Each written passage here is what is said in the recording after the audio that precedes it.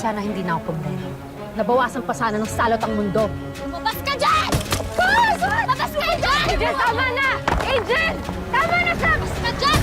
Nagpa-DNA match test na ba kayo? Handa pa ako magpa-DNA test kung kinakailangan. Sana huwag muna natin expose si Mikay at si Luigi kay Angel hanggang di pa tapos yung investigasyon. Love, if she's innocent, like you say she is, madaling malilinis yung pangalan niya. Naging mabuti naman ako, ate. Pero bakit lahat ng tao tingin nila sa akin masama? Saan nandito ako for you. Hindi kita pababayaan. Ano pa ngayon? Kapatid tayo. Nabalitaan ko yung nangyari kay Lucas. Pagkatapos na ng pasama ko maniningil, ha? Alam mo namang siliin ko siya sa impyerno. Hinabang ka naman dun, ba? Angel, sino yun? Si Ringo yun, ate. Operator kasi yun ng sugalan dito. Lagi nandun si Lucas. Tutukan pa nga sila ng baril eh. Meron akong ebidensya that may help you find the real killer sa murder ni Lucas Bueno. Kumpirmado. We suspect na ito ang ginamit sa pagpatay kay Mr. Lucas Bueno. Kakasuhan namin si Mr. Ringo Perez ng murder. Ikaw ang pumatay kay Lucas! Huwag ka na mag-alala, ha? Dahil sa kulungan na mabubulok yung kay na yan. Ang swerte mo, no? Sa isang iglap na-solve lahat ng problems mo. Swerte talaga ang pagdating ni ate sa buhay. You! Stop there! I said stop! Ano ba? Stop! Kung ng bato sa akin! Kung hinahawa ka ng ganyan! People like you shouldn't be roaming around here. Dapat sa'yo kinukulong! Hinahawa ka ng ganyan! Stop harassing her! Sakta ka ba? Si Angel, di ba? Pati ni Vanessa. Si Marco, yung asawa niya. Marco, hindi mo ba alam kung anong ginawa sa akin ng babaeng yan? She attacked me! Pinagbabato niya yung kotse ko! Eh kasi muntik niya nung sagasaan si ate. No! I can explain. That was an accident. You did that? No, sabi pa nga niya. Nung nalaman lang niya si ate Vanessa yun, sana daw tinuluyan na daw niya. No, Marco, nagsisinungaling siya. Listen to me. I can explain. Alam mo, Trixie, magpasalamat ka. Wala ako nung nangyari yun. Kundi, Marco, I can explain. stay away from my family, Trixie. I mean it! Angel, tara na. Marco,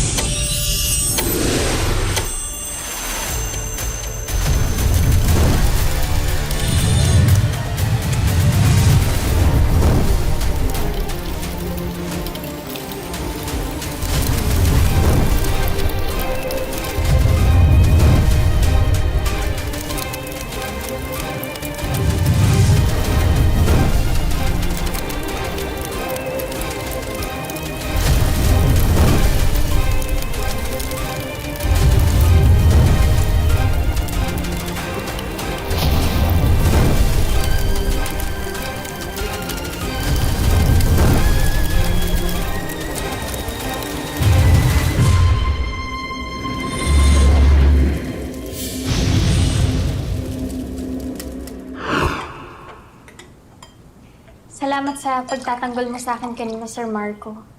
Sir Marco. Kuya Marco na lang. Oh, tubig. Hindi ka na dapat mahiya. Technically, pamilya ka na rin namin.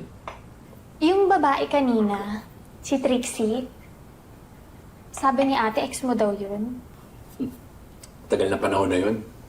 Hindi nga kami umabot na 6 months eh. Ba't kayo naghiwalay? Sorry, ang daldal ko. Nagtataka kasi ako. Makapagsalita kasi siya kay ate, akala mo naman si ate yung may kasalanan. Wala kasalanan si Vanessa. Totoo niyan, nahuli ko siya may kasamang ibang lalaki. Eh, nakipag-break na ako agad. Mingi pa nga na isa pang pagkakataon eh. Sabi niya nagkamali lang daw siya. Nakakatakot ka pala masaktan. Hindi ka nagbibigay ng second chances. Lagi ko kasi nakikita si mom na umiiyak dahil sa pambabae ni daddy. Ayoko nang ganun. Lagi siya napaparanoid. Tinatanong niya sarili niya kung may kulang ba sa kanya. Ayoko maging ganun. Gusto ko ako, pagpapasok ko sa isang relasyon, wala akong kahati. Ganun naman talaga dapat yun, di ba? Gusto ko pag nagmahal ako lang din yung mahal niya.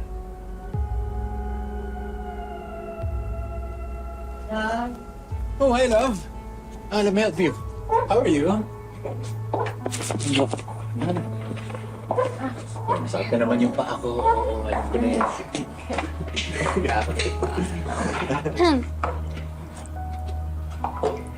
Angel! Andito ka pala. Nakita ko kanina si Angel sa labas. Buti nga na-recognize ko siya sa mga pinakita mong pics sa akin eh.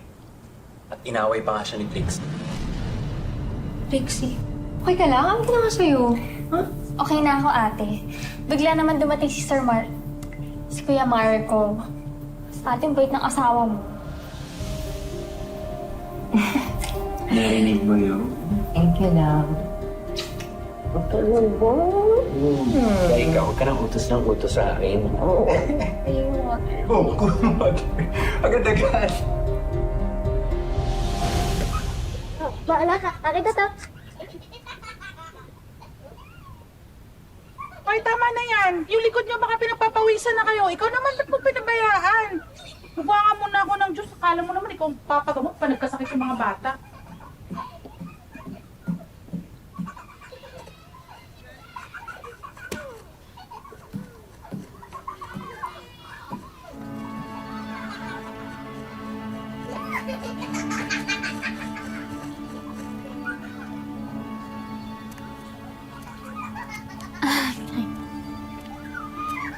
Palit na lano.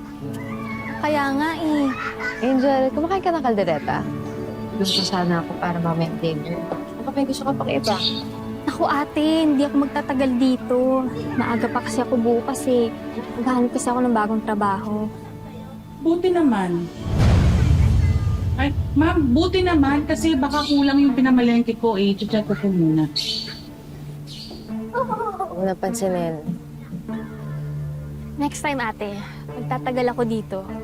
Gusto ko lang kasi talaga makita yung mga anak mo para makapaglaro kami. Promise yan, ha? Oo naman. I was actually saving this for later. Hala ate, ano to? Tignan mo. Ay, ang ganda. Ano to? Link yan ni Papa. Ginawa kong necklace para match tayo. Ate, salamat. Gusto mo ba? Oo. Sumusuotin na? Suot natin. Tulungan kita. Halikot ka. Don't trust me, no?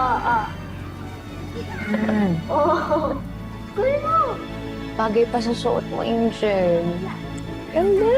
Salamat.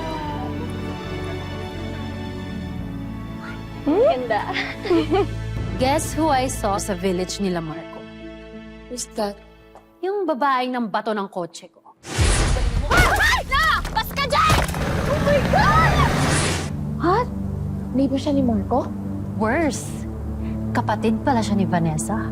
How did that happen? Eh, di ba only child lang si Vanessa? Yun nga rin yung akala ko eh. Well, apparently, she has a sister. A crazy one at that. Wait lang. Parang masaya ka.